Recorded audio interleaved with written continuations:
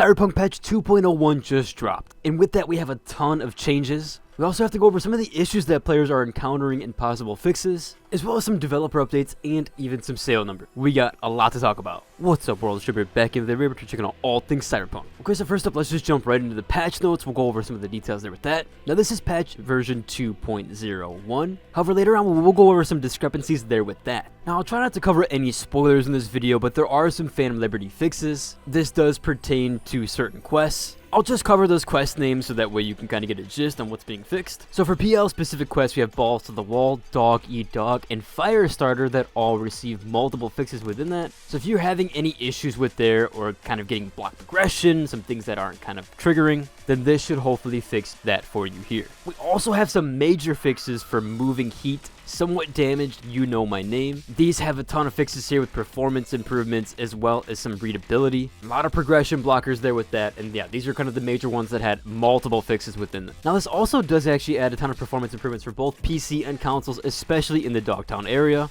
And yeah, I was kind of running at a lot lower frame rate comparative to the kind of original game or the original game section. Dogtown was definitely taking a performance hit for me there, and it was by a decent margin. So I'm glad to know there are some performance fixes there, although I do understand and why the justification is on why that area is kind of more performance heavy. However, it is nice to see that they are still adjusting that there. There's obviously some various visual fixes for animations, lighting, scenes, VFXs, and even more. They also addressed an issue where some phone calls necessary to continue the main story began with a delay. Leading up into PL, I had a ton of phone calls that I wasn't getting for certain side quests that I wanted to do. Kept sleeping for multiple days in a row, doing things, resaving my game, closing the game, starting it back up, reloading saves. Did everything I could, and yeah, it took forever for me to get a couple quests that I was waiting on for a while. It's actually why I didn't start the PL campaign until a day or two after it released, mainly because I wanted to get all that stuff done with the main base game if it had any influence at all on the actual Phantom Liberty. I wanted to make sure I had all that done. Now for quests and open world section, again we do have 2 quests listed here, however these have some different fixes with that. This mostly pertains to the distortion effect and a few other visual effects there. It also seems like there's a progression fix for the quest Ghost Town. There's also a ton of gig fixes here, so if you're encountering any issues with spawns or certain things, like sometimes even spawning under the ground it looks like, this should hopefully be fixed there for those specific gigs. They also have 2 major story quests here. Again, not going to go into those, but there is a massive amount of fixes for these. Honestly, these quests deserve their own patch notes in themselves. They have a ton of fixes for these 2 main story quests. And for the NCPD scanner hustle, they actually did another progression fix here for uncompleted or even after looting certain containers. So essentially those should be completed now and not remain in their uncompleted state. They also fixed an issue where some iconic weapons wouldn't appear on the wall in V's apartment from their stash. They also lowered the value of the attribute check required to enter the area where the thermal katana can be looted. Now for the PC specific section, we had a UI fix that would show controller inputs when playing on a keyboard and mouse. There were some achievement issues with both GOG, Steam, and even the Epic Games. Steam and GOG have fixed their achievements after loading a save from that playthrough, however Epic Games is still under the investigation. So if you did buy it on Epic Games, some of those Phantom Liberty achievements and stuff on the back end is not quite fixed just yet. They fixed an issue with GOG, specifically in the Phantom Liberty download. After installing the expansion, a pop-up saying Phantom Liberty downloaded, please return to the main menu to access new content. This would pop up for everybody even if you didn't have the expansion. They improved the image quality of DLSS ray reconstruction in the ultra performance setting. I did hear about some ghosting there with the ray reconstruction stuff. Again, haven't had any testing with it, and yeah, I'm not going to utilize it since I'm on a 2070.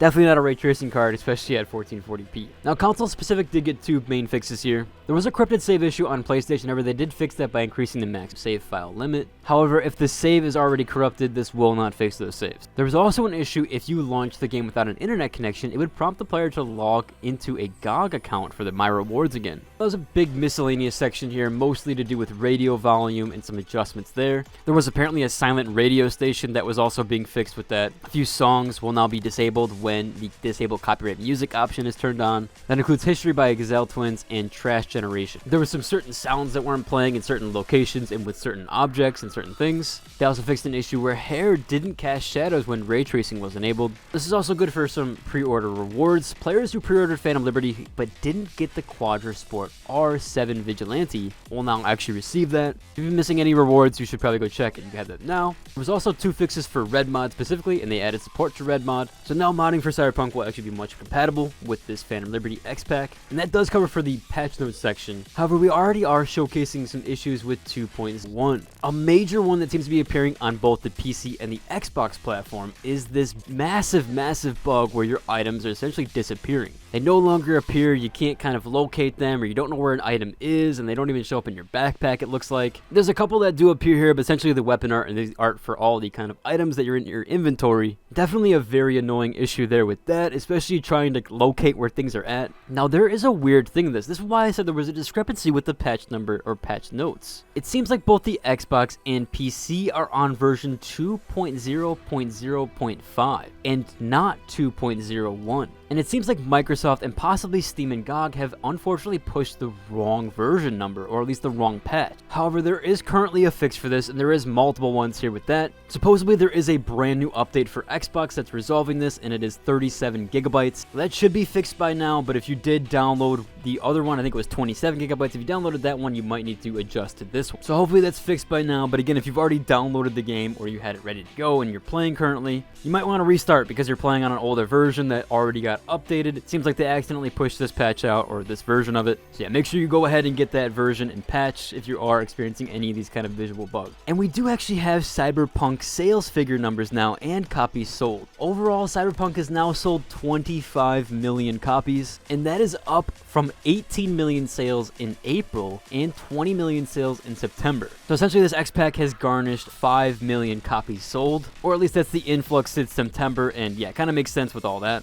And they did mention here that sales for the first week of the actual expansion launch were 3 million copies. However, it's not conclusive if these are Phantom Liberty sale numbers or if these are actually just the copies being sold during that time. I assume the 3 million is the figure from the Phantom Liberty, and the copies sold is kind of just an encumbrance or encapsulated of everything there. Two other super interesting figures here that we have to look at is this sales in units by region, with both North America and Europe hitting 35%, Asia way up there at 23%, and the rest are quite low. However, the really interesting one here is units sold by platform, with the PC version accounting for 68% of sales, and GOG was actually 10% of that. And they did go on to mention here that it says in terms of budget, Phantom Liberty costs 63 million to make and approximately 22 million to market. They did say that these estimates are still being calculated. The total budget for the entire game, the original and now the Phantom Liberty, is approximately $104 million. So quite a big budget there, and yeah, it looks like it really did end up paying off. But that should about cover for today's video. If you like it, subscribe, and until next, deuces.